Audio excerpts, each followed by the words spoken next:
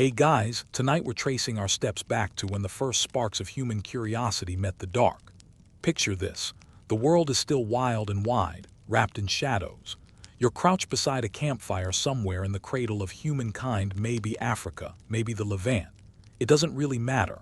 What matters is the glow of that fragile flame and the way it flickers against faces that look both familiar and ancient. You feel the smoke sting your eyes.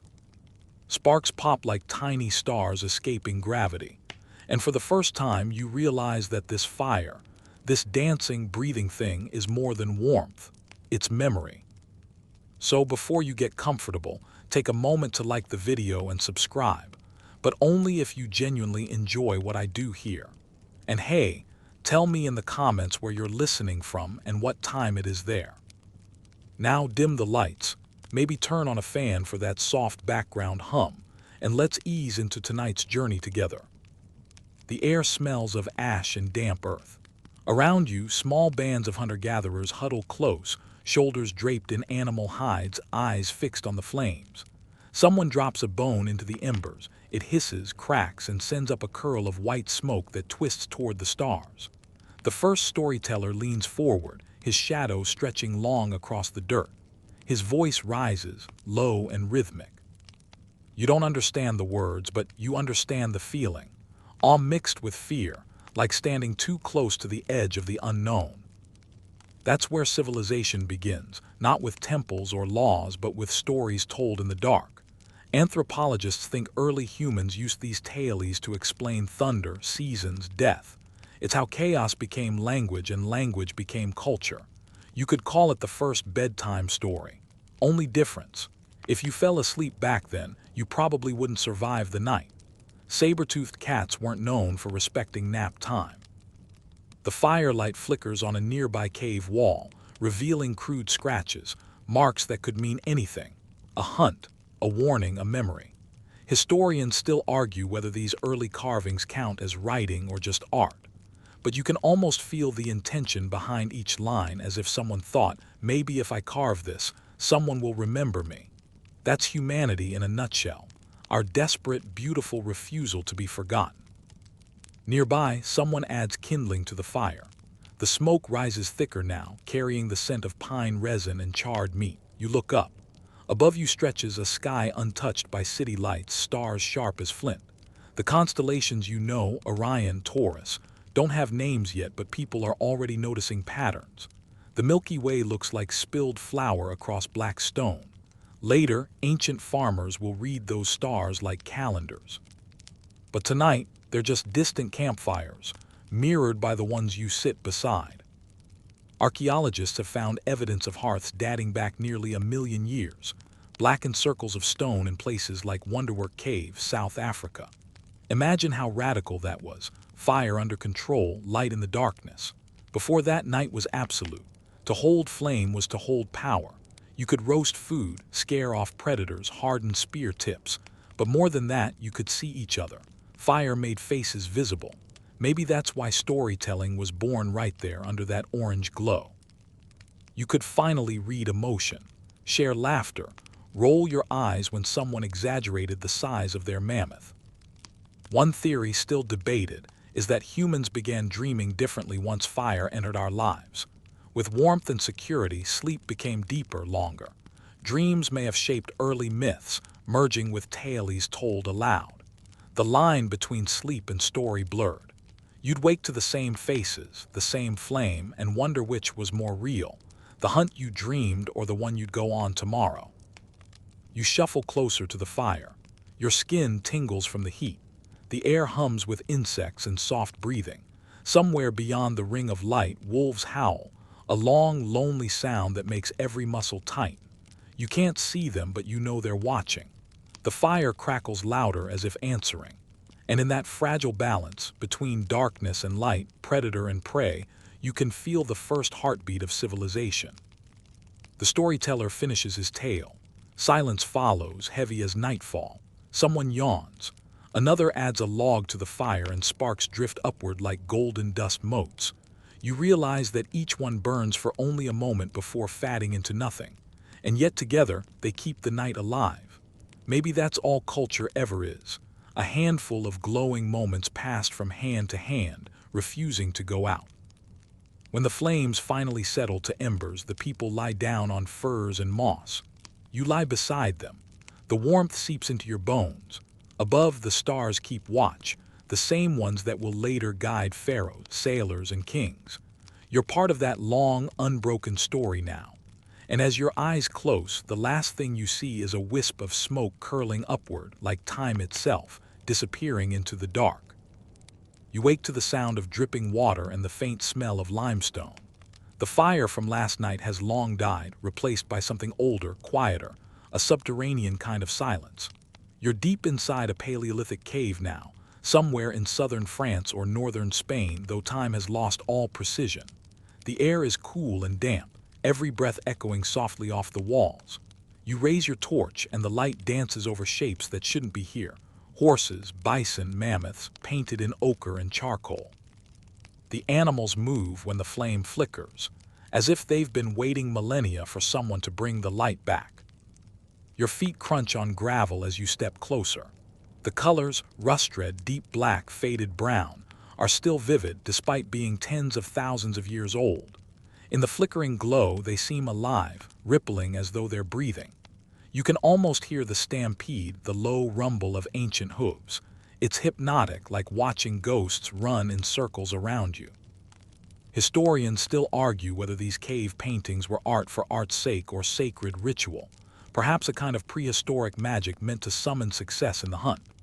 One theory claims that the artists entered trance-like states, guided by drumbeats and flickering light, painting not from sight but from visions. You can see it in the brushwork. The way lines curve like thought rather than muscle.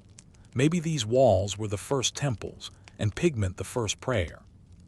You tilt the torch toward the ceiling, and there it is, a handprint, small, delicate, pressed in red pigment. It's hauntingly human. Someone reached out 30,000 years ago, pressed their palm to the rock, and left a message simpler than words. I was here.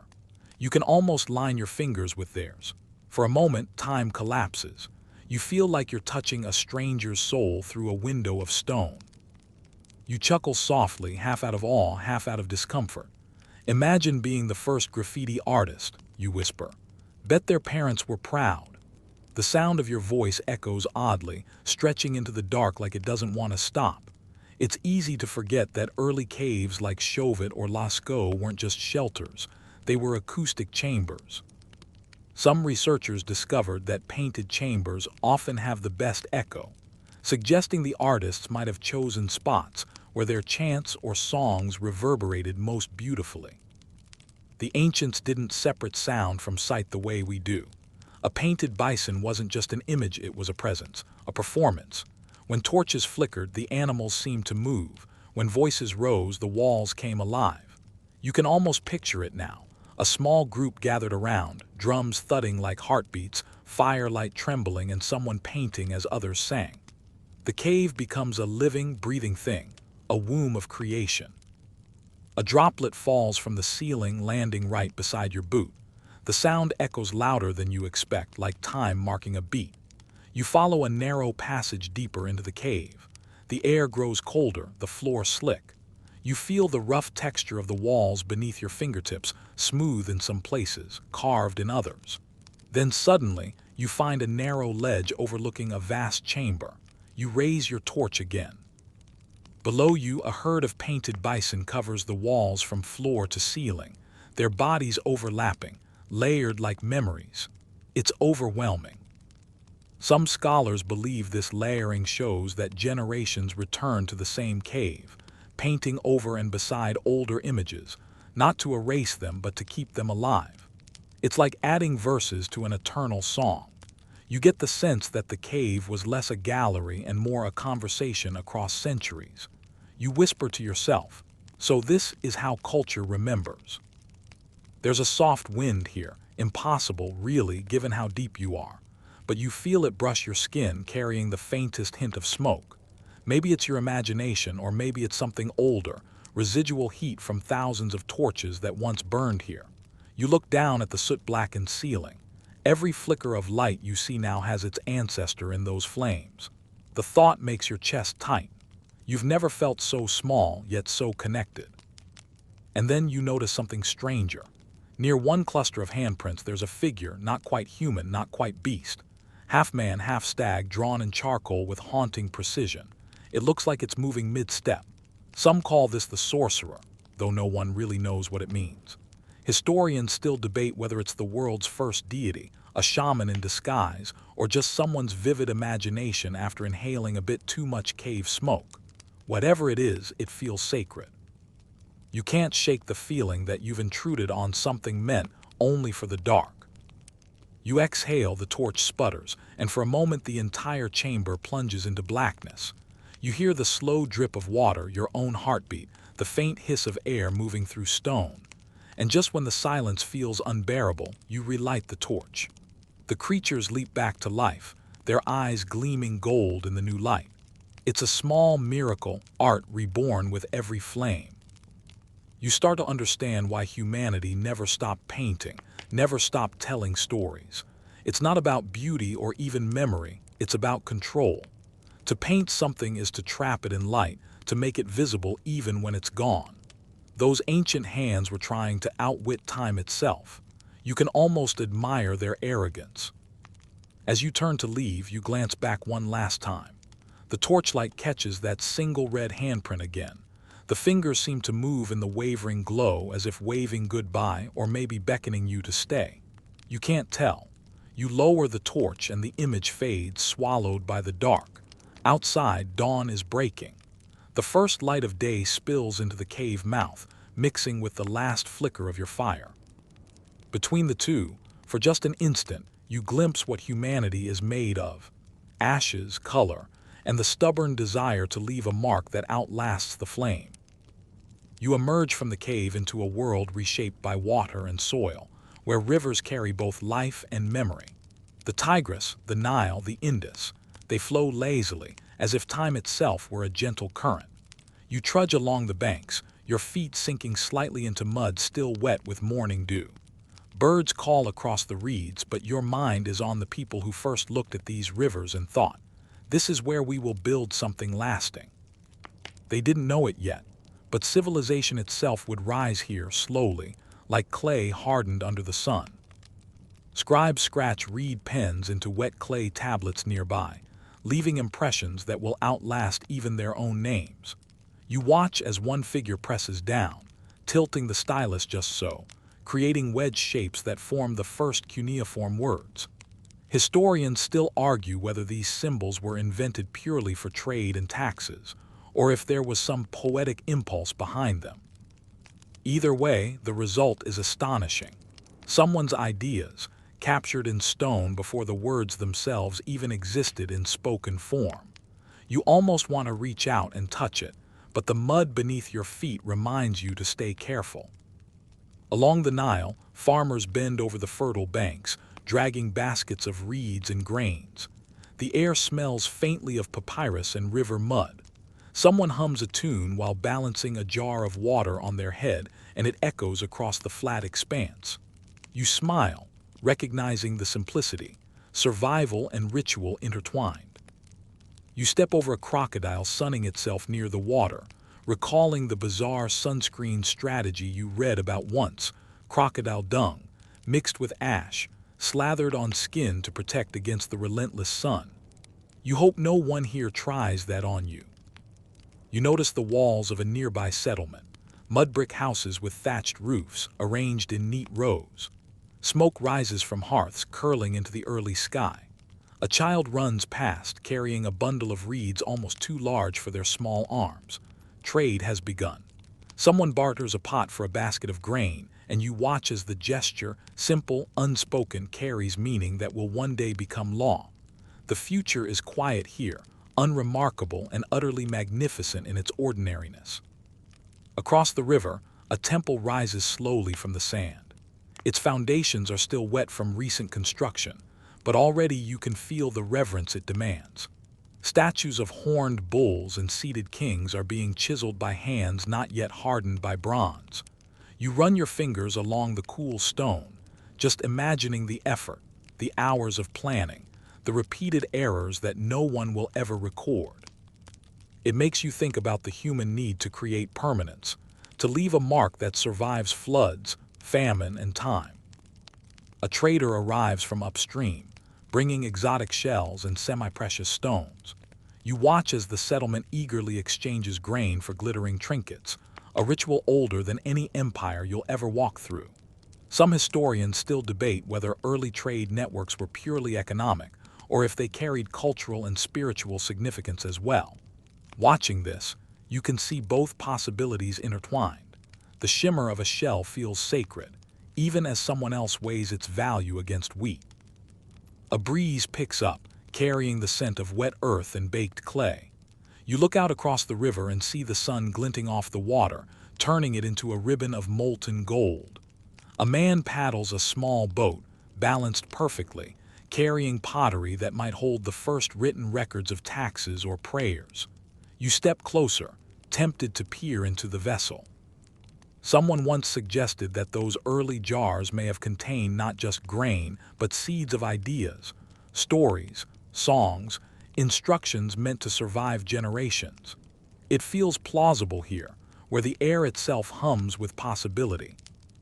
You notice a small mound of clay near the riverbank, shaped roughly like an animal. A child has pressed fingers into it, leaving tiny handprints.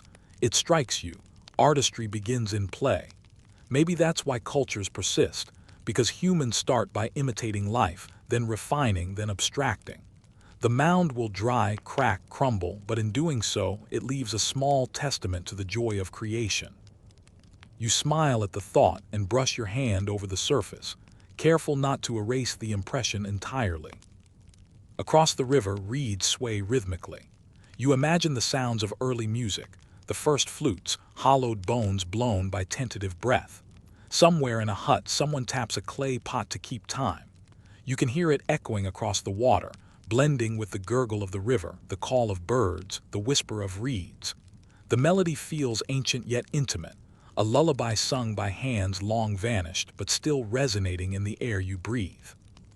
Later, as you rest against a sun-warmed mud brick wall, a storyteller sits nearby, recounting the deeds of a king whose name is already fading into myth. You listen and notice how the narrative threads weave together, the river, the harvest, the temple, the trade, into something larger than survival. Civilization is not just architecture or law, it's ritual, song, memory, the shared experience of humanity learning to leave marks that outlast one lifetime. And you realize, watching clay tablets dry and reeds bend, that you are witnessing the quiet alchemy of culture itself. Between the flow of water and the solidity of mud, the fleeting gestures of a child and the deliberate scratches of a scribe, humans are beginning to shape a world that remembers them. You tuck the thought away, like a seed, knowing it will echo long after the river has shifted its course and the settlement is swallowed by time. You leave the rivers behind and step into a dense, green tangle of forgotten cities. Vines twist around crumbling stone walls, and moss softens every jagged edge underfoot. The air smells of damp earth, decaying leaves, and something faintly sweet, perhaps wildflowers that have stubbornly claimed the ruins. You brush aside the foliage and uncover a carved doorway, its lintel etched with symbols you almost recognize. You pause, feeling as if the stones themselves are holding their breath, waiting for someone to notice that they exist. Inside, the temple is silent except for the occasional drip of water. Columns rise like frozen trees, their capitals adorned with faces of forgotten gods, staring down at you without judgment. The floor is uneven, broken, a mosaic of time's erosion. You tread carefully, mindful that each step is not just on stone, but on history itself. You imagine the priests who once moved through this hall, their voices low and rhythmic, their sandals stirring the dust of centuries. Historians still argue whether these figures were worshipped universally, or if each temple carried a localized, idiosyncratic mythology. Either way, the feeling of reverence is palpable, like the air itself has learned ritual. As your torchlight flickers across the walls, you spot carvings of creatures half human, half beast. Some look familiar, drawn from common myth. Others are entirely alien, like they've emerged from dreams or fevered visions. You can't tell if these figures were meant to protect the temple or to terrify intruders, but you chuckle softly at the thought of someone sneaking past a stone centaur, hoping it doesn't decide to move. Fringe scholars suggest these hybrid forms might reflect shamanic journeys, visual maps of altered states of consciousness. You can almost see the ritual unfolding, incense smoke curling in the torchlight, the low chanting, the vivid colors of body paint reflecting off polished stone. You wander deeper into the temple, noticing niches in the walls that once held statues. Most are gone, but faint outlines remain, like ghostly memories pressed into stone. In one corner, a mosaic floor depicts a procession of figures moving toward a central altar. The colors are muted but still discernible: reds, ochres, blues, carefully placed to tell a story of devotion. You trace the lines with your eyes, imagining the craftsmen who laid each piece, their meticulous attention to pattern and symmetry. Each tile is a tiny rebellion against oblivion, a statement that someone, somewhere, wanted to be remembered. A sudden draft brushes past you, carrying a faint metallic tang. You pause, shivering slightly, and glance at the remnants of an ancient brazier. The iron rings are blackened with age, suggesting fires that haven't burned for centuries. You picture priests tending the flames, their robes brushing against stone, chanting words that may never have had a literal translation, sound and rhythm more important than meaning. You notice, almost unconsciously, that your own footsteps mimic that rhythm, slow and deliberate, as if the temple itself is influencing your movement. Outside, the jungle presses in again. You can hear birdsong, distant waterfalls, and the faint scurry of unseen creatures. You pause to consider the civilizations that built here, empires now swallowed by nature, their kings and queens long gone, leaving only stones and stories behind. You remember that this was the cradle of belief, where humans first sought to make sense of the cosmos by carving it into walls, by inventing gods to explain the unexplainable. And you realize, with a mixture of awe and humility, that each ruin carries both pride and fragility, the same duality you feel every time you look in the mirror. A curious thought strikes you. Someone must have lived in fear here too. Hidden chambers, trapdoors, corridors designed to confuse enemies or perhaps ward off spirits. You imagine a guard packing these halls, torch in hand, heart hammering at imagined intruders. And yet now, centuries later, the only visitor is you, tracing the echoes of life that once thrummed with ambition, devotion, and perhaps occasional panic. You smile at the absurdity. Time has a sense of humor, letting the curious wander where kings once feared to tread. Near the altar, you notice faint etchings on the stone floor, tiny footprints, barely visible. Children, perhaps, who sneaked into play, leaving traces unnoticed by the adults. You crouch to study them, marveling at how culture preserves not just grandeur but small human quirks. Someone long ago laughed here, stumbled here, dreamed here. In that moment, the temple is less a relic and more a mirror, reflecting the enduring curiosity, playfulness, and ritual of its creators. You leave the temple, stepping back into the thick green air. The ruins stretch around you, half hidden by vines, half revealed by the light slipping through the canopy. You pause one last time to touch the worn stone, imagining the countless hands that did the same before yours. Every surface hums with memory, the laughter, the prayers, the ambition, the fear. You step forward into the jungle, carrying a quiet respect, knowing that even in decay, the spirit of these civilizations endures, whispering their stories to anyone willing to listen. You emerge from the jungle ruins and find yourself on a vast expanse of sand, stretching farther than the eye can see. The sun is dipping low, gilding the dunes in molten gold and crimson. The wind carries grains that sting your skin, and each step shifts beneath your feet, reminding you how impermanent even solid ground can feel. Somewhere in the distance, the faint clatter of camel hooves echoes like a forgotten heartbeat, and you realize you've wandered into the territory of desert cities long vanished beneath centuries of sand. Caravan traders appear as silhouettes against the setting sun, their lanterns swinging gently with each careful step. You trudge toward them, noticing the rhythm of life that has endured in these harsh lands. They carry spices, textiles, and stories, each item infused with journeys spanning rivers, mountains, and seas. Historians still argue whether desert trade routes were primarily economic arteries or if they served as conduits for culture and religion as well. As you watch, you can feel the threads of both interwoven in every interaction, in every barter. The air smells faintly of cumin and frankincense. A child balances a clay jar on their head, wobbling with the precision of someone who has practiced for years. You can't help but grin. This is ancient life in motion, performed daily yet remarkable in its quiet persistence. Someone jokes about the heat and the dust, a kind of humor that hasn't changed in millennia. You chuckle softly, imagining travelers thousands of years ago making the exact same complaint. The desert, for all its cruelty, inspires both reverence and wit. Nearby, the ruins of a city rise like mirages from the sands. Crumbling walls mark where markets once thrived and minarets once stretched proudly toward the sky. You brush sand from a carved archway, revealing inscriptions partially lost to wind and time. You pause, trying to decipher the symbols. Some appear practical: laws, proclamations, accounts of trade. Others seem ceremonial, depicting processions, deities, and celestial events. Fringe scholars suggest some markings may encode secret messages or ritual formulas meant only for initiates. The mystery hums under your fingertips. As night descends, lanterns cast long shadows across the sand. You notice small braziers smoldering at market stalls, smoke curling lazily toward a sky studded with stars.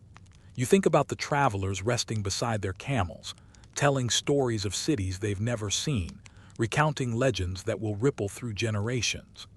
The desert's silence amplifies their voices, each word hanging in the air, blending with the whistle of wind through dunes. It's easy to imagine that even in this emptiness, human creativity and memory thrive. You sit on a sandbank, brushing grains through your fingers, and reflect on the ephemeral nature of these desert civilizations. One historian argues that cities in such unforgiving climates could survive only through ingenuity and ritual, a blend of survival skills and spiritual devotion. You imagine farmers who tracked the movement of stars to anticipate the scarce rains, traders who memorized hundreds of miles of desert by listening to wind and whisper of sand, children playing among walls that would one day collapse into dust. The traders begin a gentle song, low hums blending with the crackle of fire. You hear stories of caravans lost, of treasures found and vanished, and of distant kingdoms touched by these shifting sands. Some tales are fantastical: giants walking the dunes, spirits of ancestors guiding merchants through sandstorms. But the rhythm feels grounded, like a lullaby passed through generations. You catch yourself swaying slightly, hypnotized by the cadence and the warmth of lantern light. A falcon circles above, silhouetted against the moon. Its keen eyes, honed over centuries, mirror the vigilance required for survival in this world. You consider how humans have always mirrored nature, adapting, observing, and recording. Even the smallest item in the market, a bead, a spice, a fragment of cloth, tells a story of connection across vast spaces, of ingenuity and resilience.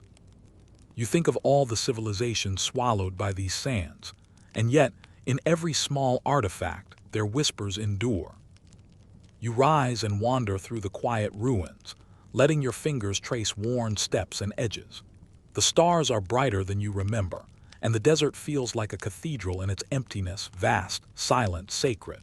Somewhere deep within the dunes, forgotten cities sleep, carrying in their sands the memory of voices, laughter, disputes, and trade. And as you walk on, each grain beneath your feet reminds you that human ingenuity and human stories can survive even the harshest silence. The desert gives way to a distant plateau, jagged and unwelcoming, yet alive with history. You climb carefully, your boots crunching on brittle stone, and feel the weight of countless rulers who once carved kingdoms from this rugged terrain. Bronze gleams faintly in the sun, though most is weathered and broken, remnants of tools, weapons, and crowns long since abandoned. You trudge past a shattered gate, imagining the first armies that marched through it, shields clanging, spears glinting. The air hums with echoes of ambition, power, and, yes, occasional incompetence. You can almost hear a general muttering, "I told them not to leave the gates open." Inside a half-ruined hall, you glimpse fragments of murals showing kings in ornate robes, their hands extended in blessing, or perhaps in command. Someone has carefully painted the shimmer of bronze armor, as if the reflection of sunlight itself were part of the spectacle. Historians still argue whether these images were purely propagandistic, meant to glorify rulers, or if they captured genuine ritual moments in court life. Either way, the murals make the hall feel alive, despite centuries of decay. You notice a shattered crown on the floor, bronze dulled by time but still intricate in design. Someone must have placed it here intentionally, or perhaps it fell during an upheaval long forgotten. You pick it up and imagine the first ruler who wore it, the weight on their head, the pride, the fear, the "don't let the advisor see you like this" moment. Fringe scholars suggest some crowns were made not just for status but to symbolize divine protection, infused with amulets and inscriptions thought to channel the gods' favor. You shake your head at the absurdity, then grin, imagining how that would play out in modern HR meetings. Yes, I've got divine protection for this quarter. A narrow corridor leads you deeper into the structure. You step lightly, careful of loose stones, and reach a chamber lined with bronze weapons. Spears, axes, and shields rest against the walls, corroded yet unmistakably formidable. You pick up a spear and feel the chill of metal against your skin. You imagine the first battles waged here, the clash of ambition and survival, each strike echoing through history. Wars were brutal, yes, but often small mistakes, one dropped shield, a misread signal, decided outcomes as much as skill. You smile at the thought. Human error has always been a constant companion across every civilization. Outside, the wind sweeps across the plateau, carrying the faint metallic scent of old bronze. You pause and look down at the valleys below, imagining entire empires sprawled across the landscape, their borders fluid, their power both impressive and fleeting. Some historians debate whether the rise and fall of early empires was driven more by geography and resources than by ambition. As you peer over the edge, it feels like both are true. Human will constrained and shaped by the land itself. You spot a small group of locals tending fires in distant villages, unaware of your presence. The smoke curls lazily into the evening air, and for a moment, it feels like the plateau is breathing with life still, as if the echoes of ancient halls and bronze corridors mingle with present-day routines. You think about the people who built this place, how they must have celebrated victories, mourned losses, and somehow imagined that their bronze and stone would outlast them. In the fading light, you wander toward a half-collapsed watchtower. The stones are warm under your hands, smoothed by centuries of wind and rain. You climb carefully and peer out. From this vantage, the plateau stretches endlessly, a tapestry of mountains, rivers, and valleys, each whispering of empires that rose and fell with surprising speed. You think of bronze as both a tool and a metaphor, shining, strong, yet fragile when neglected. Bronze crowns, bronze weapons, bronze ambition, all eventually tarnished, yet leaving traces that persist for curious wanderers like you. A sudden gust rattles the stones above, and you laugh softly at your own theatrics. Yes, I get it, history. You're dramatic. You step down from the tower, brushing dust and grit from your clothes, and continue along a narrow ridge. Somewhere below, the faint glimmer of water catches the last rays of sun, reminding you that even in the harshest, most unforgiving places, life and civilization finds a way to endure. By the time night falls, you settle near a crumbling wall and watch the stars appear, one by one. Bronze may tarnish, crowns may fall, and empires may crumble, but in this quiet you understand something eternal. Ambition, folly, creativity, and courage are etched into the very bones of the earth, waiting for someone to notice. And tonight, that someone is you. Descending from the plateau, you find yourself on a sun-baked coastline where the Aegean Sea glimmers like liquid sapphire. Waves lap gently against limestone cliffs, carrying salt and memory alike. You follow a narrow path toward a settlement perched precariously above the water, the remains of Minoan palaces and Mycenaean fortresses scattered like puzzle pieces across the cliffs. You step lightly, careful not to disturb the fragile mosaic of history beneath your feet, and marvel at how these civilizations thrived on trade, ritual, and an almost supernatural understanding of the sea. Courtyards stretch before you, mosaic floors partially intact, each tessera a note in a visual symphony. Dolphins leap in the scenes, humans dance, bulls charge in dramatic mid-step. The artistry is astonishing. Fringe scholars argue that some of these depictions aren't just decorative. They may represent ritual games, spiritual initiations, or even early forms of theater. You can almost hear the echoes of laughter, shouting, and ceremonial music bouncing off stone walls long after the original sound faded. You wander into a partially roofed hall where the scent of salt and stone fills your lungs. Columns rise, painted in deep reds and blues, depicting sacred animals and figures. Some historians still debate the true purpose of these palaces. Were they administrative centers, sacred spaces, or elaborate domestic homes for the elite? Standing here, it's easy to see how all three might be correct. The grandeur, the planning, the intricate water systems, and storage rooms hint at a civilization balancing everyday needs with ceremonial display. The practical and the poetic intertwine seamlessly. Your footsteps echo softly over broken tiles. You spot a wall fresco showing a figure, perhaps a priest or a ruler, holding a bull by its horns, the tension captured perfectly. Someone beside you, an imagined companion or maybe the ghost of a child from centuries past, whispers, "Why a bull?" You grin and mutter, because nothing says we control chaos like a bull. Indeed, bulls appear repeatedly in Minoan iconography, from ritual depictions to sports like bull leaping, possibly both a ceremonial and literal way of confronting power and danger. The image captures the duality of human existence: awe, fear, and the thrill of engaging with forces larger than ourselves. You continue through the palace, noticing water channels cut into the stone floors, running clean and cool, still managing to evoke both practicality and ceremony. The Minoans, and later the Mycenaeans, understood the art of blending the everyday with the extraordinary. Life wasn't compartmentalized. Rituals seeped into trade, bathing, feasts, and entertainment. A historian might describe it as proto-urban sophistication, while a more romantic scholar calls it a civilization dancing with harmony. Either way, you feel the rhythm of life that once pulsed here. A narrow stairwell leads you to a rooftop terrace overlooking the harbor. Salt air whips your hair, and you imagine ships painted with colorful designs bobbing in the waves. Merchants negotiate goods, olive oil, pottery, wine, while artisans chant songs, hands moving in time with rhythms long since lost.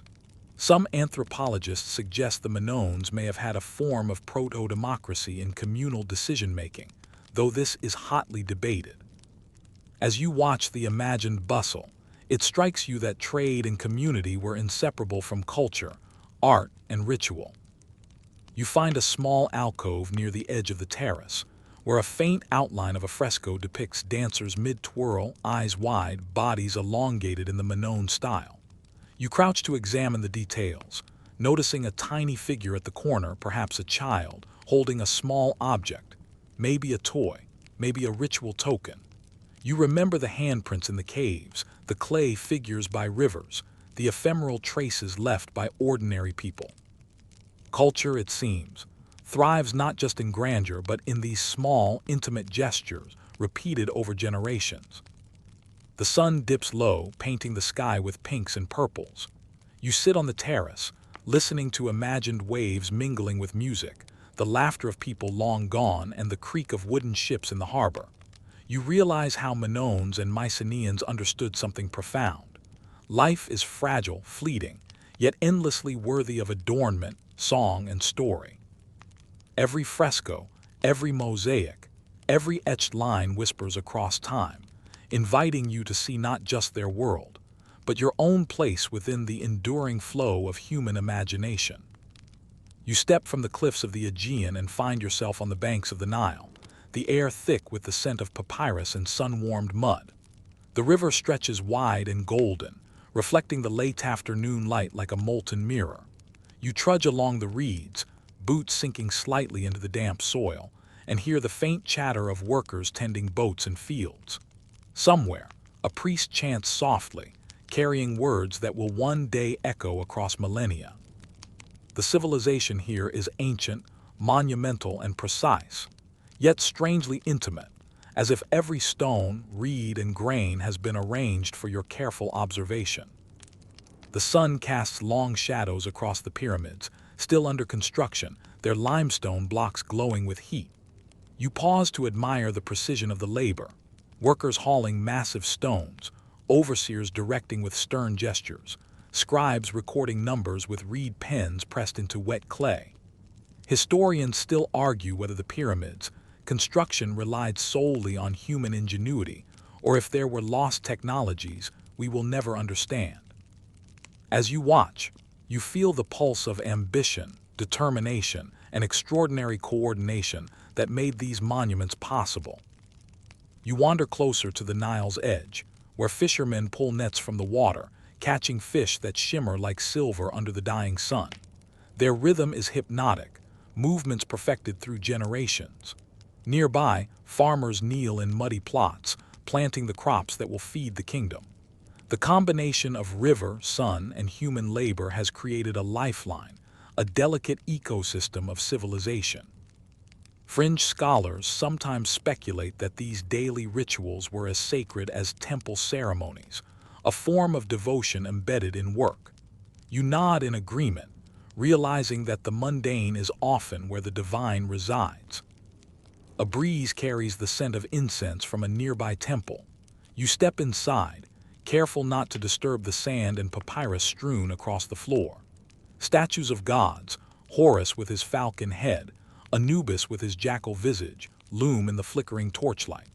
Someone once suggested that these gods were as much about psychological comfort as spiritual guidance, providing structure, identity, and fear management in an unpredictable world. You can feel it. The architecture, the carvings, the ritual, all conspiring to create a sense of order, even in chaos. You pause by a weighing chamber, where priests are supposedly measuring hearts against feathers in eternal judgment. Of course, you know this is symbolic, yet standing there, with dust motes dancing in shafts of golden light, the imagery feels profound. You remember all the empires you've walked through, the plateaus, the desert cities, the riverbanks, and realize that humans have always been fascinated by the balance between mortality and meaning. The Egyptians just codified it into enduring ritual. You wander through the marketplace, where merchants trade grain, pottery, and jewelry.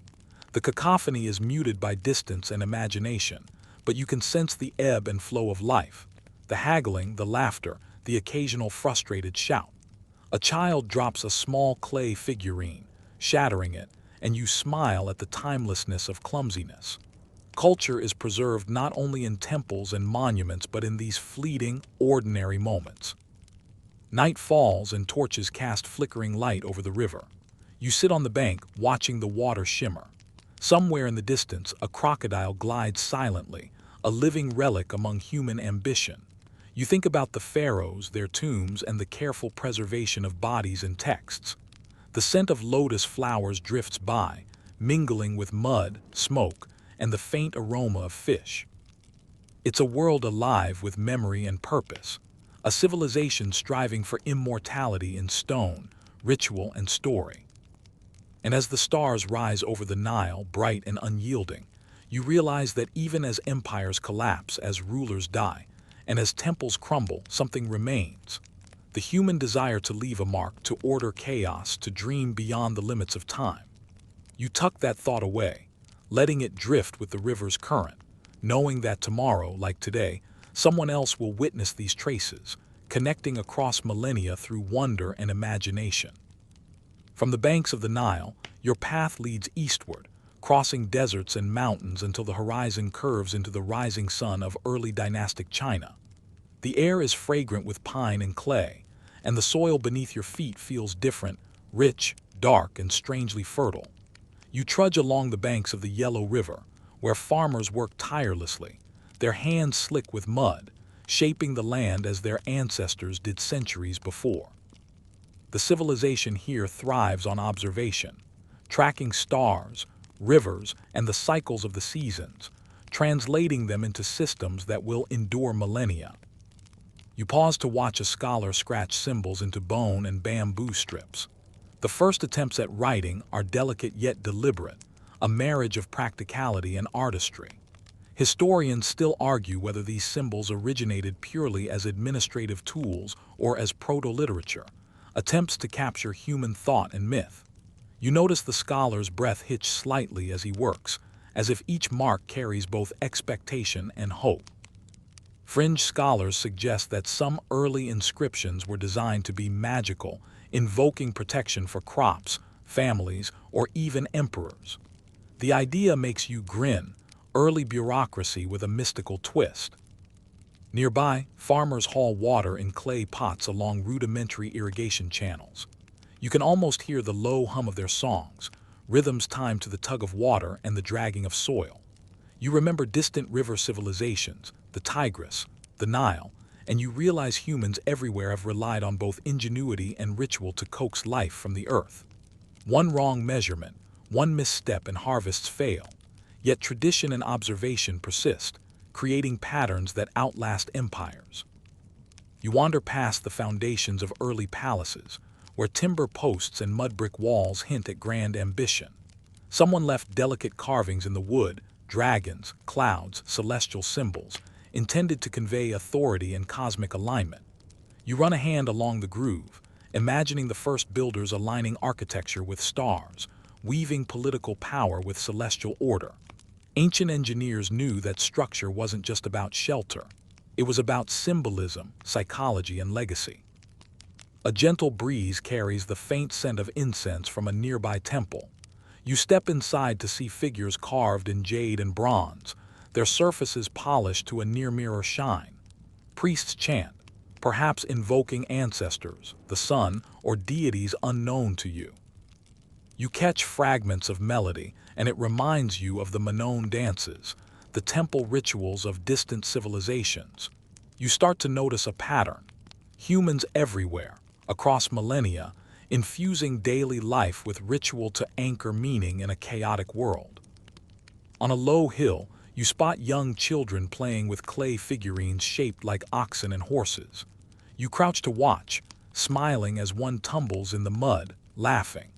Ordinary life persists amid empire building, strategy, and celestial observation. Culture thrives in the mundane just as much as in the monumental.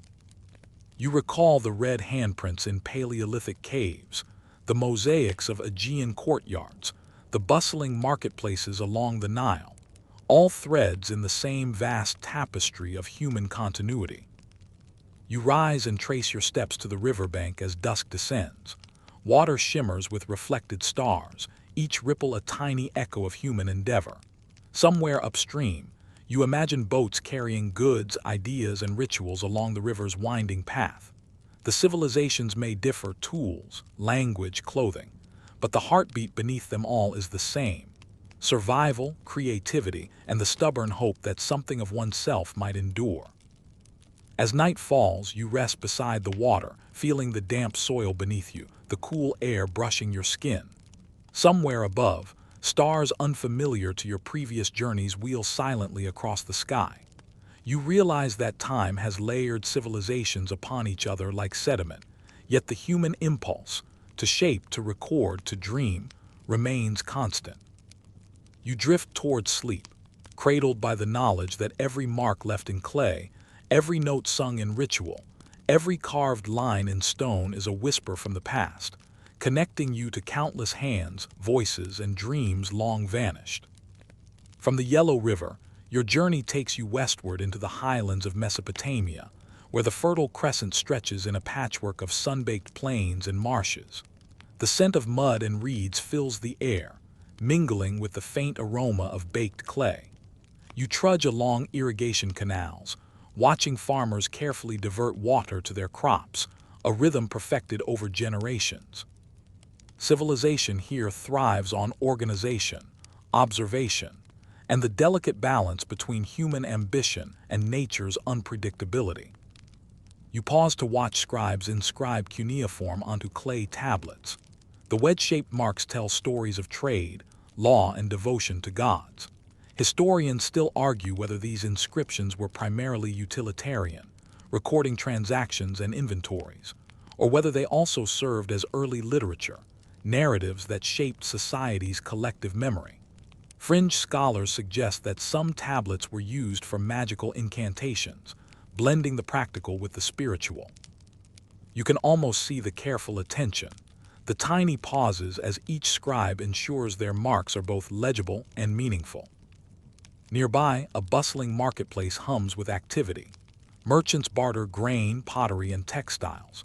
You notice the subtle rhythms of negotiation, the gestures and facial expressions passed between buyers and sellers. Trade here isn't just economic, it's cultural, a way of sharing stories, values, and identity. You remember other civilizations along rivers, in deserts, and on cliffs, and realize that exchange of goods, ideas, and traditions is what binds humanity together across time. You step into a temple courtyard where priests perform rituals under the setting sun. Statues of gods loom over the scene, Enki, Inanna, and others whose names have survived only faintly in records. Their eyes seem to watch over the land, reflecting humanity's attempt to structure chaos through belief. You notice tiny votive offerings scattered across the courtyard, remnants of personal devotion amidst monumental architecture. Historians still debate whether these rituals were primarily communal, serving political ends, or personal, providing spiritual comfort and moral guidance. Either way, the effect is profound. A gentle wind stirs the reeds along the canals. Children play near the water's edge, balancing on stones, their laughter echoing across the plain. One child drops a small clay figurine into the canal, and you smile at the timelessness of innocence. Even in societies focused on bureaucracy, governance, and conquest, play persists, an essential human constant. You think of the handprints in Paleolithic caves, mosaics in Aegean halls, and the simple joy of a child interacting with clay. Culture survives not only in grand monuments, but in these fleeting, intimate moments. You wander toward a ziggurat, its stepped sides rising against the twilight sky. The construction is staggering, each layer a testament to human ambition, ingenuity, and coordination. Workers haul mud bricks, overseers direct tasks, and priests chant from the summit. You imagine the first visitors to ascend, feeling awe at both scale and purpose. The ziggurat is more than architecture. It is ideology in stone, a physical manifestation of humanity reaching for the heavens while remaining tethered to the earth. Night falls and torches flicker along the streets and canals. The city hums quietly, a living organism of sound, movement, and memory. Somewhere in the distance, someone pounds clay, another whispers a prayer, a third hums a melody passed down for generations. You settle near the riverbank, feeling the cool mud beneath you, listening to the interplay of human endeavor and natural rhythm. Civilizations may rise and fall, but in every footprint, tablet, and song, the pulse of humanity endures, whispering to anyone patient enough to listen. You leave the flat plains of Mesopotamia behind and find yourself walking among dense forests that cloak the hills of medieval Europe. The air smells of pine, damp leaves, and smoke curling from distant hearths. You follow a narrow path to a small village, its timber-framed houses leaning slightly with age. Children run barefoot across muddy lanes, and farmers lead animals to pasture, their daily routines unchanged in rhythm though varied in tools and technique. Civilization here feels intimate, grounded, yet brimming with centuries of inherited knowledge. At the village center, you spot a marketplace bustling with trade. Pots clink, loaves of bread are exchanged, and merchants call out prices in familiar but slightly archaic tones. Historians still argue whether medieval markets were primarily centers of commerce or social hubs that reinforced community identity. You watch a young girl barter for a piece of cloth, her negotiation precise yet playful. Fringe scholars suggest that such interactions were not just economic, they were performative, teaching social rules, hierarchy, and subtle power dynamics. You smile at the thought, remembering similar patterns across rivers, deserts, and highlands in past civilizations. A church rises above the village, its stone walls adorned with carvings of saints and angels. Inside, incense hangs in the air and faint chanting resonates through arches. You pause, letting your fingertips brush the cool stone. Someone long ago believed these walls carried both spiritual protection and societal order. You recall distant temples and palaces, noticing a recurring human impulse, architecture as both shelter and statement, mundane and symbolic intertwined. Outside the church, blacksmiths hammer iron in rhythmic cadence, sparks flying with each strike. You step closer, feeling the heat and vibration, marveling at the mastery of metalwork.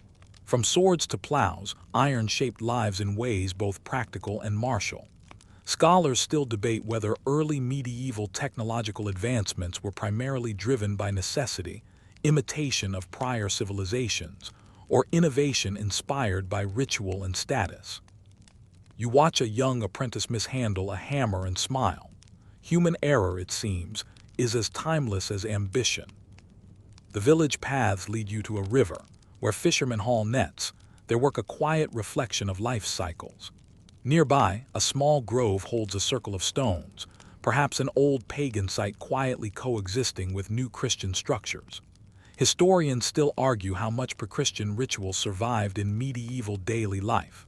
You crouch, imagining ceremonies whispered under moonlight, candles flickering, and secrets shared between trees and stone. Somehow, the continuity feels comforting, as if past and present converse silently through ritual and memory.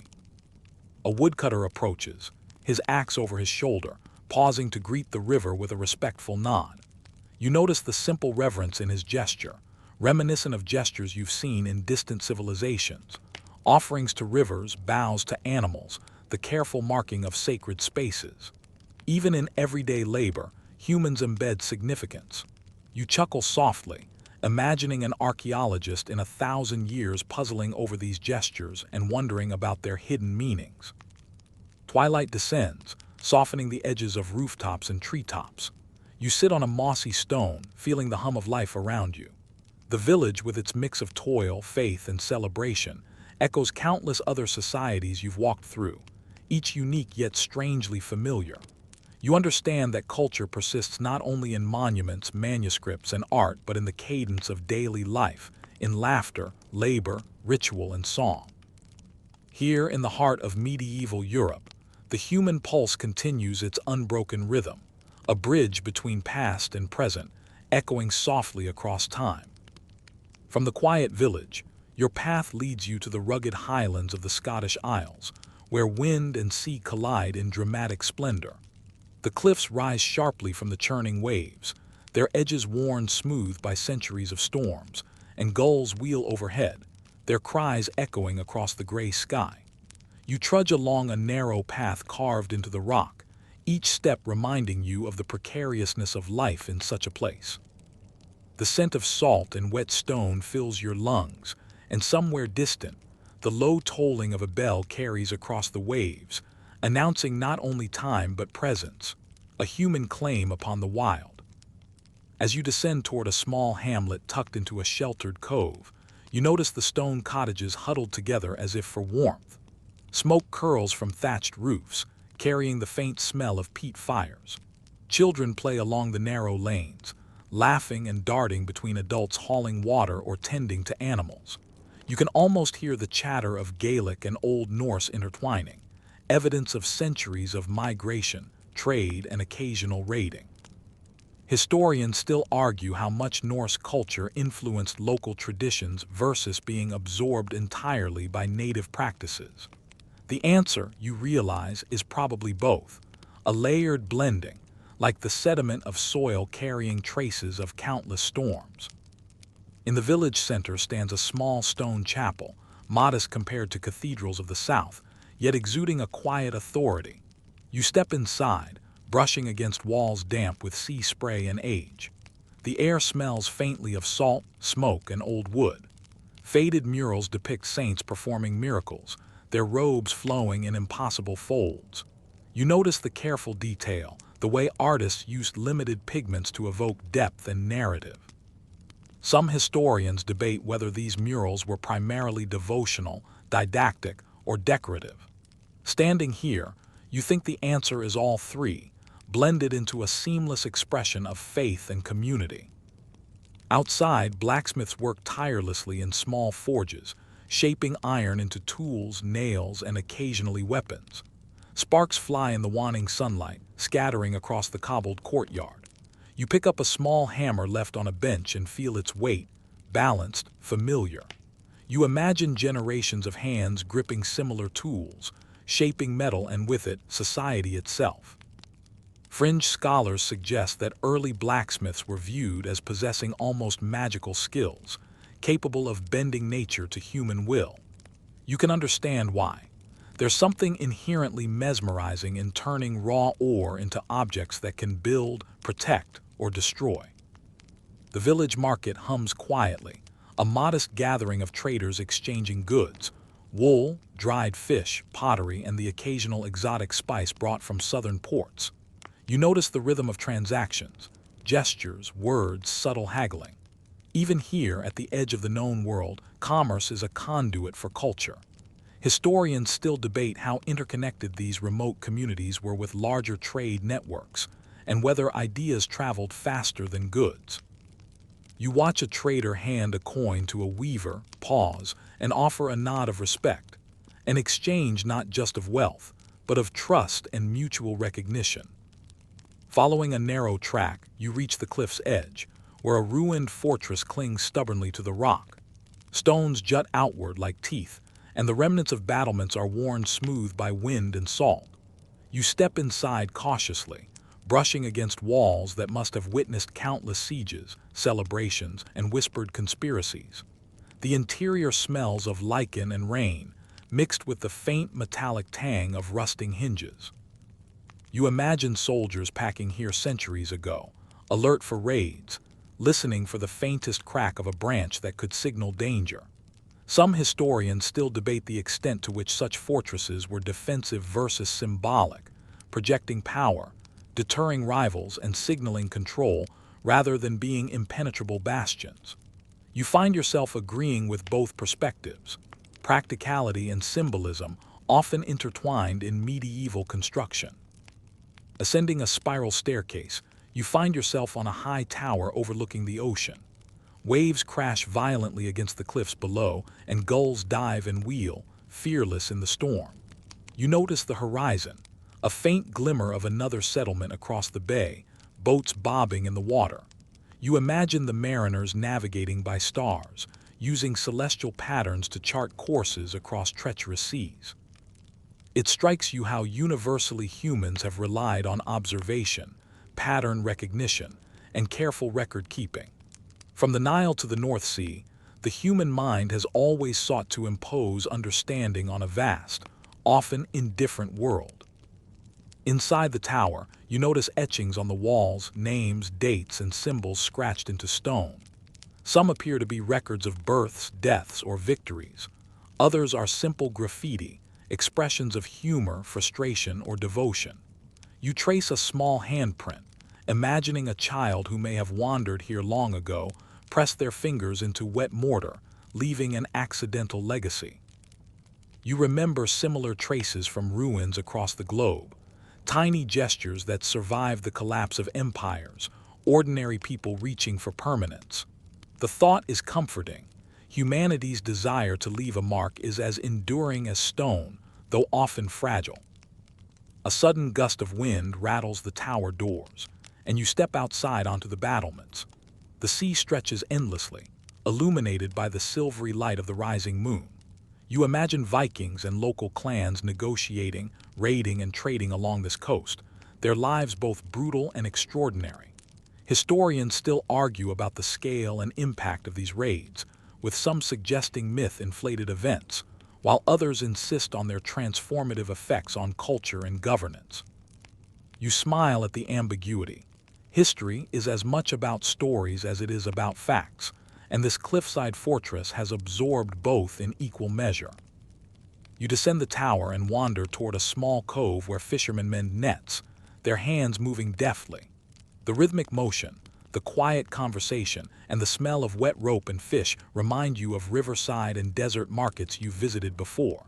There's a timelessness here. Work, cooperation, ritual, and survival entwined seamlessly. Fringe scholars sometimes argue that these coastal communities maintain their own spiritual systems, blending pagan practices with Christian observances. Observing the men hum softly as they work, you can almost hear the faint echoes of songs and prayers, whispered across centuries and continents. As night deepens, lanterns flicker across cottages and streets. Smoke drifts lazily from chimneys, carrying warmth and a hint of supper. You sit on a mossy stone near the harbor, listening to waves, wind, and the occasional creak of timber. You realize that life here is shaped not only by geography and climate, but by the persistence of human ingenuity, community, and ritual. The villagers, unknowingly, carry centuries of tradition, oral histories, practices, and beliefs that anchor them to both ancestors and neighbors.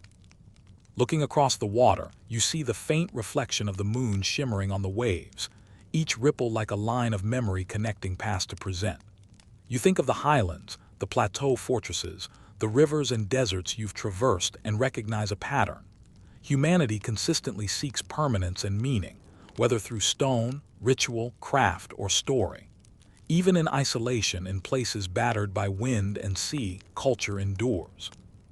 Each gesture, laugh, and act of creation is a thread in the vast tapestry of civilization, spanning continents and epochs. Finally, you recline against a boulder overlooking the harbor, the sea stretching infinitely before you. The wind hums gently through the grass, mingling with the distant cries of gulls and the soft clatter of waves.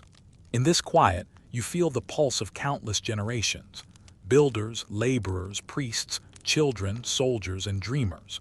You are merely the latest witness, carrying forward the awareness of what came before and allowing it to resonate within you.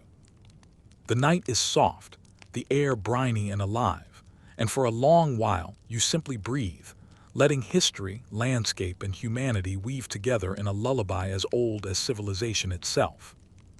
From the rugged Scottish coast, your journey carries you southward across rolling hills and dense woodlands into the heart of medieval France, where kingdoms, castles, and abbeys rise from fertile plains like punctuation in the landscape.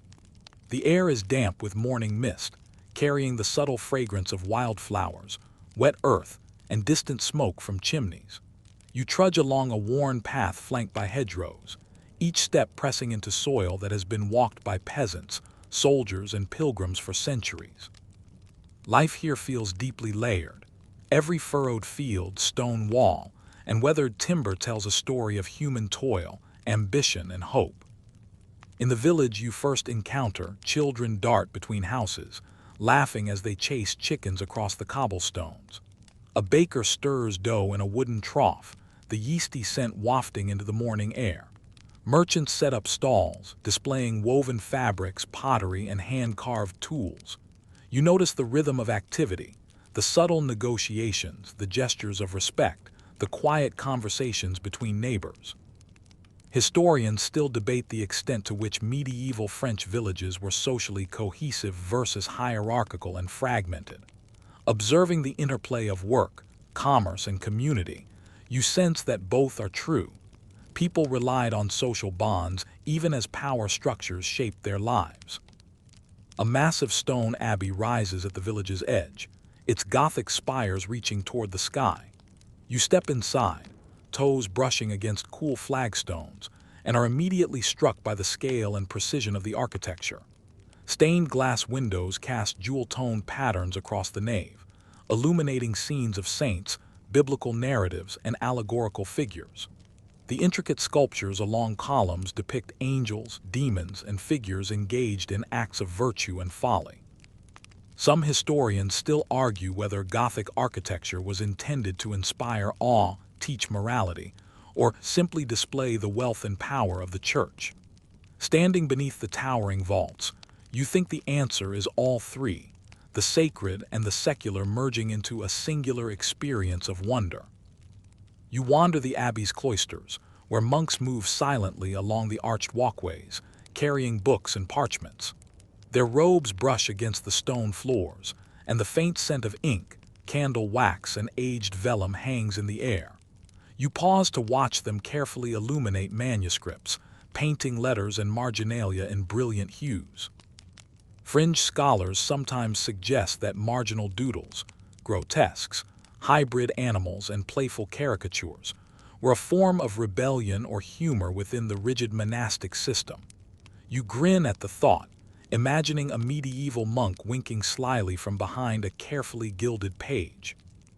Outside, you follow a narrow river that meanders past fields of barley and wheat. Peasants tend to their animals, occasionally pausing to exchange greetings. You notice the rhythm of labor, milking cows, turning soil, repairing thatched roofs. These gestures are unremarkable at first glance, yet they contain a profound wisdom, the knowledge of season, soil, and survival passed down across generations. You remember distant civilizations, Nile farmers, desert traders, highland villagers.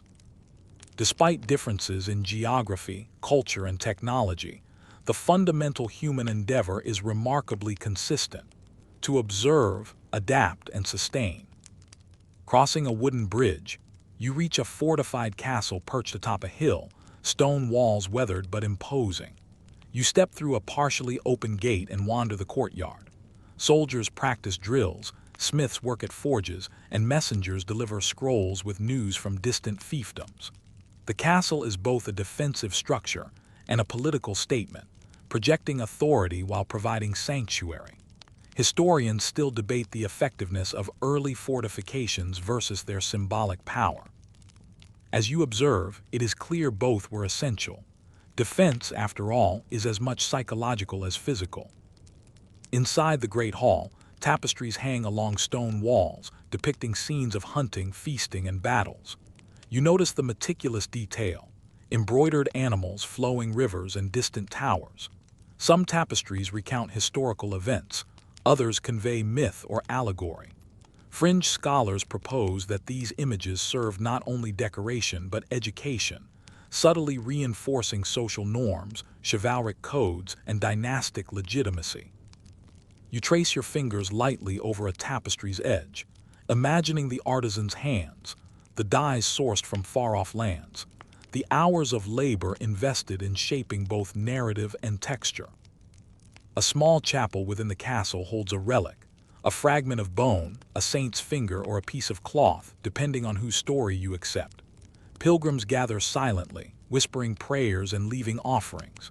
The relic is simultaneously sacred, political, and marketable, a complex intersection of faith, power, and commerce.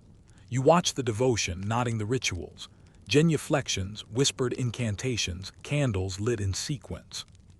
Historians still argue whether veneration of relics was primarily spiritual or a form of social cohesion. You shrug slightly and think, probably both, like so many aspects of medieval life. Stepping onto the battlements at dusk, you feel wind whipping through your hair, carrying the faint tang of smoke from village chimneys below.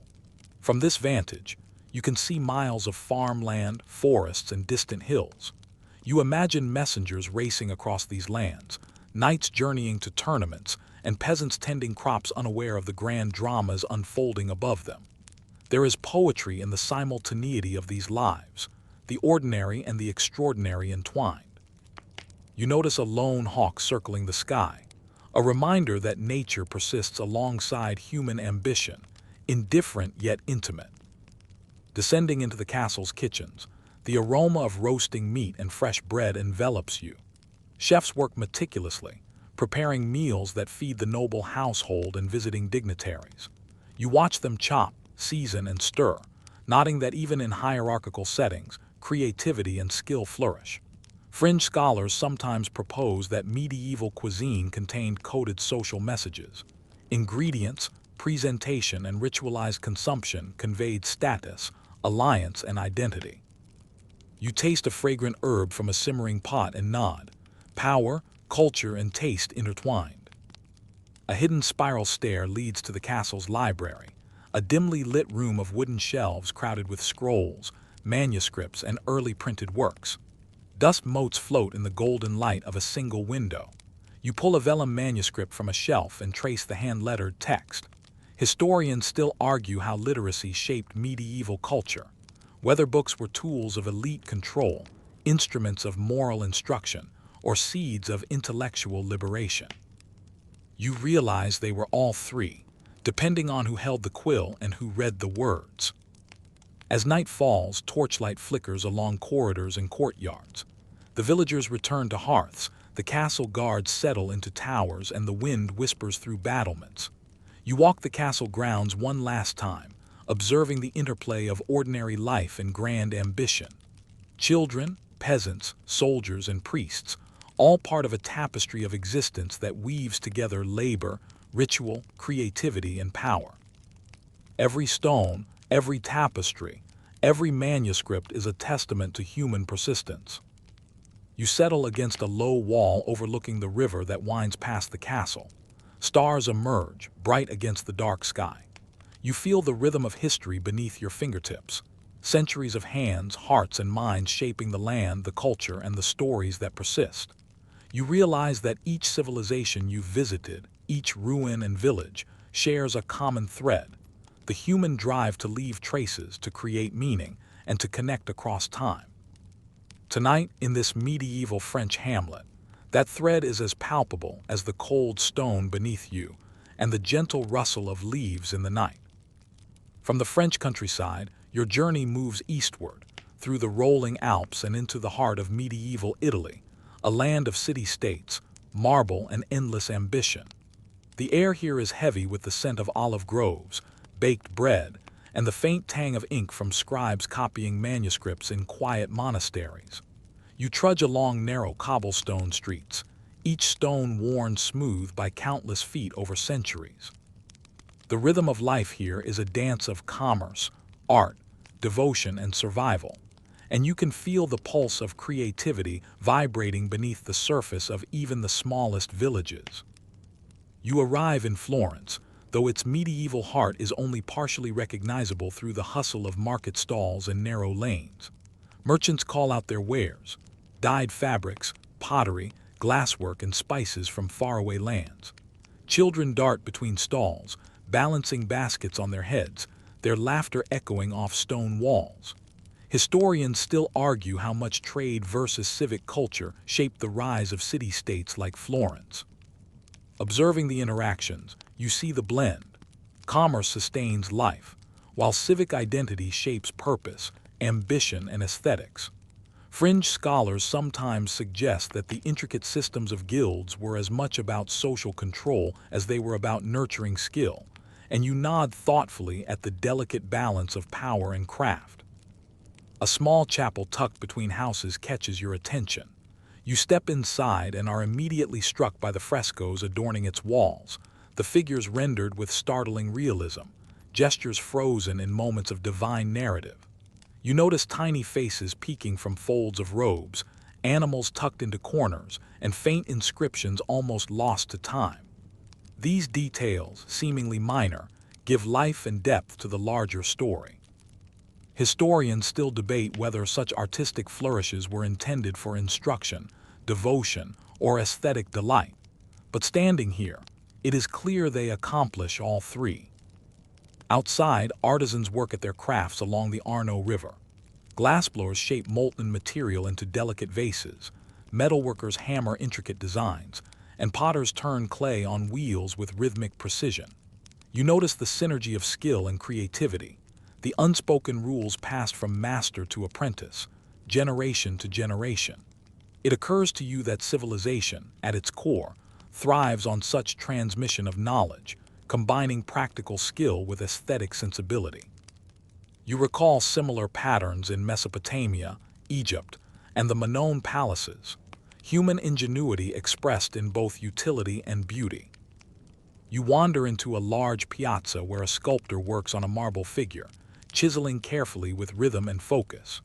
Chips of stone fall, dust swirling in sunlight, as the figure slowly emerges from its block. Fringe scholars suggest that Renaissance artists may have been influenced not just by classical texts, but by medieval visual traditions of symbolism, narrative, and ornamentation. Watching the sculptor, you realize the continuum of human creativity, each generation learning from, challenging, and transforming the past while leaving its own mark. A monastery rises at the edge of the city, its bell tolling faintly across rooftops. Monks walk the cloisters in quiet rhythm, carrying books and parchment. Some stop to illuminate manuscripts, their hands steady, eyes intent. You notice marginal doodles, grotesques, hybrid creatures, and tiny human figures engaged in secret mischief. Historians still debate whether these details were instructional, humorous, or coded messages. You grin, imagining a monk smirking as he draws a mischievous creature in the margin of a holy text, a tiny rebellion frozen in vellum. You cross the Ponte Vecchio, observing jewelers and traders, their wares sparkling in the afternoon sun. Coins exchange hands, agreements are sealed with words and gestures, and behind every transaction a story unfolds, trust, ambition, and negotiation intertwined. You remember markets along the Nile, Mesopotamian canals, and Scottish harbors. Trade, it seems, is a universal conduit for connection, both material and cultural. The merchant's skill is not just in commerce, but in diplomacy, observation, and timing, qualities just as essential in survival as in wealth. Climbing the steps to a hilltop fortress, you overlook the city below, rooftops cascading like a patchwork quilt. You imagine messengers racing along streets, artisans rushing to meet deadlines, and children weaving through markets, entirely unaware of the larger power dynamics around them. The fortress itself is a statement of authority, a combination of military strength and political symbolism. Historians still debate the effectiveness of such fortifications versus their psychological impact on both residents and would-be invaders. Standing here, you realize the answer is nuanced. The mere presence of stone and cannon creates both protection and control, shaping perception as much as reality. Descending from the fortress, you visit a workshop tucked along a narrow alley. A painter mixes pigments with egg tempera, applying careful strokes to a panel destined for a chapel. The air smells of oil, pigment, and old wood. Watching the artist, you understand the meticulous patience required. Hours, days, sometimes months, invested in producing a single work. Fringe scholars argue that workshops like these were as much schools of innovation as they were production centers, nurturing ideas that would ripple across continents. You feel privileged to witness the birth of art in such an intimate, vibrant setting. A small garden offers a respite from the city's bustle. You notice medicinal herbs, fragrant flowers, and vegetables growing in tidy plots. The garden reflects both necessity and care, combining the practical food and medicine with contemplation and beauty. Monks, healers, and gardeners work together, understanding that health, culture, and spiritual well-being are intertwined. You recall the riverbank rituals of Egypt and the cliffside villages of Scotland. Humans everywhere have cultivated spaces that reflect both survival and reverence. Night falls and the city lights begin to glow, reflecting in the Arno River like scattered stars. You sit on a bridge, listening to water lapping against stone, merchants packing up their stalls, and distant bells tolling. The rhythm of life, both ordinary and extraordinary, resonates across the cityscape. You think about Florence's contributions to culture, commerce, and innovation, how art, science, and civic ambition intertwine to shape not only Italy but the wider world. Yet beneath all of that grandeur, ordinary life persists. Children laughing, bakers kneading dough, artisans crafting with care. Civilization, you realize, is both monumental and mundane, a blend of human aspiration and daily routine. From the bridge, You glimpse the Duomo rising above the skyline, its dome a testament to faith, skill, and ambition. You recall distant ruins, palaces, and temples from your travels, the universal human impulse to reach upward, to leave tangible evidence of presence and purpose. Historians still argue whether Renaissance innovation was purely inspired by rediscovery of classical antiquity, or whether it emerged organically from medieval practices. Observing Florence now, it seems both are true. The past informs, inspires, and is transformed, creating something simultaneously familiar and unprecedented. Finally, you wander back along the cobblestone streets, guided by torchlight and the quiet murmur of evening life. You notice small details: a cat slinking across a doorway, the faint aroma of roasted chestnuts, children tucked into bed listening to stories, and lovers whispering in quiet corners. Each gesture, fleeting yet vivid, is a thread connecting the mundane with the monumental. Culture persists in these moments as surely as it does in frescoes, manuscripts, and palaces. You settle in a small square, listening to distant music from a tavern and the rustle of leaves in the garden courtyard. Stars emerge over the city, mirrored in the river's gentle current. You feel the pulse of countless lives beneath you: artisans, scholars, merchants, peasants, and nobility. Each has contributed to the layered tapestry of civilization, their choices, labor, and creativity echoing across time. You close your eyes briefly, imagining centuries of footsteps along these streets, hands shaping stone and pigment, voices weaving stories into the fabric of Florence and beyond. In the stillness, you sense continuity, resilience, and the enduring heartbeat of humanity, a quiet reminder that even as empires rise and fall, culture, curiosity, and creativity endure. From the sun-dappled streets of Florence, your journey sweeps southward into the Mediterranean heartlands, toward the Italian peninsula's southern coast, where the scent of salt, citrus, and sun-baked stone mingles with history itself. You follow a narrow coastal path, tracing cliffs carved by wind and water, until you reach a small port town that hums with activity despite its modest size. Fishing boats bob gently in the harbor, their hulls painted in colors that have faded from centuries of sun exposure. Nets drape across docks like nets of memory, catching not just fish but echoes of the countless generations who have lived, worked, and dreamed here. The air is warm, yet carries a hint of sea spray that cools your skin. Merchants unload amphorae filled with olive oil, wine, and spices, their voices carrying across the stone quay in a melodic rhythm. Children chase one another along narrow streets, their laughter punctuated by the clatter of cartwheels over cobblestones. A woman kneels to wash linens in a shallow trough, her hands moving in practiced motions honed over years. You notice the interplay between work and rhythm. Every action, however mundane, is imbued with a sense of purpose, a connection to both past and future. Fringe scholars argue that such daily rituals, repeated endlessly, form the backbone of cultural identity, subtly encoding values and traditions into the fabric of life. You nod in silent agreement, recalling similar patterns in Scotland, France, Mesopotamia, and Egypt. You wander into a small piazza where a fountain bubbles softly, water glinting in the afternoon sun. Locals gather here to exchange news, gossip, and advice, their interactions forming a living network of social cohesion. Historians still debate how influential such communal spaces were in shaping civic identity and decision-making. You notice the subtle negotiations of authority, the way elders' gestures command attention, how merchants use charm or wit to sway conversations, and the quiet, unspoken agreements that maintain order. Even in a town that seems isolated, these human dynamics mirror those found in larger cities and empires, revealing an enduring pattern of social organization. A narrow alleyway leads you to a small chapel built into the rock face, its facade weathered by salt and sun. You step inside and are greeted by the scent of beeswax, old stone, and incense lingering faintly in the air. Sunlight filters through stained glass, casting fractured patterns across worn stone floors.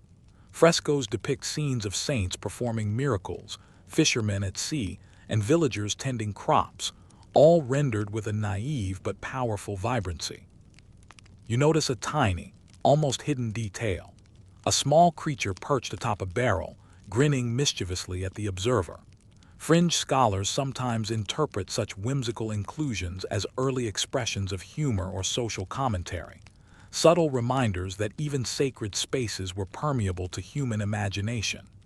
Historians still argue whether these details were intentionally subversive or simply playful embellishments. You smile at the thought, imagining centuries of parishioners marveling, noticing, or entirely missing these small quirks. Leaving the chapel, you follow a winding path toward a cliffside terrace overlooking the harbor. From this vantage, the panorama stretches endlessly: the sparkling sea, distant islands, terraced vineyards, and the town's patchwork of red-tiled roofs. You pause, letting the scene sink in. A gentle breeze carries the faint strains of a lute from a nearby house, the melody simple yet haunting. It strikes you that music, like architecture and ritual, has long been a medium through which civilizations transmit emotion, memory, and identity. A scholar might argue that such cultural practices are as vital to societal cohesion as law or trade. You find this perspective compelling, recognizing that harmony, literal and figurative, underpins survival and growth. Your attention is drawn to a small workshop tucked near the cliff edge, where a craftsman shapes ceramics with rhythmic precision. Each turn of the wheel, each subtle press of fingers into clay, evokes a continuity of human creativity that transcends both time and geography. Fringe scholars propose that artisans embedded symbolic meaning into their work, patterns and motifs conveying protection, luck, or status. Observing the craftsman, you are struck by the marriage of utility and meaning, a recurring theme in civilizations you've traversed. Art is never merely decorative. It is a statement of identity, a vessel of culture, and a subtle dialogue between maker and community. You descend the cliffs toward the edge of the harbor, where fishermen are mending nets and hauling in catches of shimmering fish. The movement is almost hypnotic, a rhythm repeated across generations. You notice the subtle cues: a fisherman's glance, the slight tilt of a net, the pressure applied to rope to avoid tearing. Such expertise is learned over lifetimes, honed by observation, repetition, and adaptation. You recall similar practices in Egyptian canals, Scottish harbors, and Aegean ports, noting that human ingenuity often converges on similar solutions across cultures and geographies. You bend down to touch the cool wood of a dock, imagining centuries of hands, strong, calloused, patient, leaving subtle traces in the fibers of timber and rope. Walking inland, the streets narrow and twist like veins through the town, each corner revealing glimpses of domestic life. A mother teaching her child to knead dough, an old man polishing a knife, apprentices arguing over tools. Historians still debate how household dynamics influenced broader cultural practices, with some arguing that family structures were the true engines of social continuity. You watch closely, noting the interplay between instruction, imitation, and creativity. Even mundane routines are deeply ritualized, embedding values, skills, and social norms into the next generation. Fringe scholars suggest that such domestic observances were a form of informal education, passing not just knowledge but morality and worldview. You consider how this invisible curriculum shapes civilizations over centuries. A small piazza leads you to the town's central watchtower, a stout structure built of local stone and mortar. You climb the narrow spiral staircase, each step worn smooth by countless feet. From the summit, you see the full expanse of the coastline, the jagged cliffs, and the olive groves stretching inland. Below, the town bustles with life, a microcosm of medieval Mediterranean society. Commerce, ritual, leisure, and labor intertwined seamlessly. Historians still argue about the balance between local autonomy and overarching political structures in such towns, and observing the subtle negotiations of space and authority here, you understand the complexity. Each building, street, and plaza communicates social hierarchy, economic relations, and cultural priorities, silently orchestrating the flow of daily life. Descending from the tower, you enter a small convent tucked behind walls overgrown with ivy. The sisters move with quiet precision, tending gardens, copying manuscripts, and performing rituals of devotion. You notice their hands, skilled, patient, and careful, shaping herbs, ink, and thought alike. Fringe scholars sometimes argue that convents were centers of not only spiritual life, but also cultural preservation, safeguarding texts, medical knowledge, and artistic traditions. Standing among the quiet activity, you see this clearly. Faith, creativity, and practical wisdom intertwined, a legacy of knowledge maintained in relative obscurity but of immense importance. You wander toward the edge of the town, where terraced vineyards stretch into the hills. Workers tend grapevines with meticulous care, pruning, harvesting, and sorting fruit with expertise accumulated over generations. The rhythm of their labor mirrors rituals from distant civilizations you have traversed. Nile farmers shaping irrigation channels, Scottish villagers tending flocks, French peasants planting barley. Even separated by geography and culture, human labor embodies both practical necessity and deep cultural significance. You pause to watch the sunlight filter through leaves, casting shifting patterns across stone walls and soil. There is poetry in the mundane, the repetition of work, the precision of hands, the continuity of tradition. As twilight descends, you return to the harbor. Boats sway gently in the evening light, nets hang drying, and the scent of cooking fires drifts through narrow alleys. Children chase each other with joyous abandon, while elders sit on benches, observing and advising in quiet tones. Historians still debate the extent to which Mediterranean coastal towns were cosmopolitan centers versus tightly knit communities. Observing the interplay of trade, culture, and domestic life, it is clear both dynamics coexist. Openness and intimacy are woven together seamlessly, creating resilience, adaptability, and identity. You climb a small cliff overlooking the harbor and town, the air fragrant with salt, flowers, and wood smoke. The sea stretches to the horizon, moonlight shimmering across waves, each ripple reflecting centuries of human endeavor. You notice a lone fisherman casting a line, the rhythm of his motion echoing traditions that have endured across millennia. Across the water, distant lights hint at other settlements, other lives, other stories, each following similar patterns of work, ritual, and survival. Settling against a sun-warmed stone, you allow yourself to absorb the layers of history, the texture, smells, and rhythms of life. You think of Egypt, Mesopotamia, Minoan crests, Scottish highlands, medieval France, Florence, and now this Mediterranean town. Every civilization, no matter how remote in space or time, shares a common thread. Humans striving to shape, preserve, and celebrate their existence, leaving traces of labor, creativity, devotion, and play for generations to come. Fringe scholars suggest that such continuity reveals a deeper truth about humanity. That culture is never static, but evolves through practice, observation, and imagination, a living conversation across centuries. Night deepens and lanterns flicker across the town, their light reflecting in the harbor like stars captured in water. You listen to distant music, laughter, and the soft lapping of waves, sensing the pulse of countless lives intertwined. Every action, from hauling nets to painting frescoes, planting vineyards to baking bread, is part of a grand, unbroken rhythm. You feel connected to everyone who walked these streets, tended these waters, and shaped these stones. Civilization, you realize, is both monumental and minute, celebrated in temples and whispered in kitchens, preserved in palaces and in the smallest gestures of daily life. You lie back on the stone, the night air brushing against your skin, the scent of salt and earth grounding you in the present. The stars above are bright and unwavering, reminding you that human endeavor, no matter how ephemeral, is part of a larger cosmos. You close your eyes, imagining centuries of footsteps echoing through these streets, hands shaping clay, stone, and parchment, voices weaving stories, prayers, and songs into the tapestry of time. The Mediterranean night hums softly, a lullaby of wind, water, and memory. In this stillness, you reflect on the journey. Every river, desert, plateau, village, and city you've traversed forms a continuum of human experience. Civilization is not simply the sum of monuments, texts, or artifacts.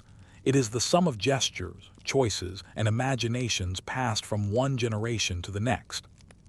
You feel a profound sense of connection, a reminder that even as empires rise and fall, even as languages shift and borders change, the human impulse to create, communicate, and endure remains.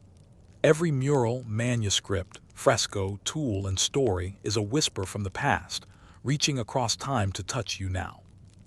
The moon climbs higher, casting silver light across water and stone. You feel the gentle rhythm of history pulsing around you, the beat of countless hearts, the echo of footsteps, the whisper of lives fully lived.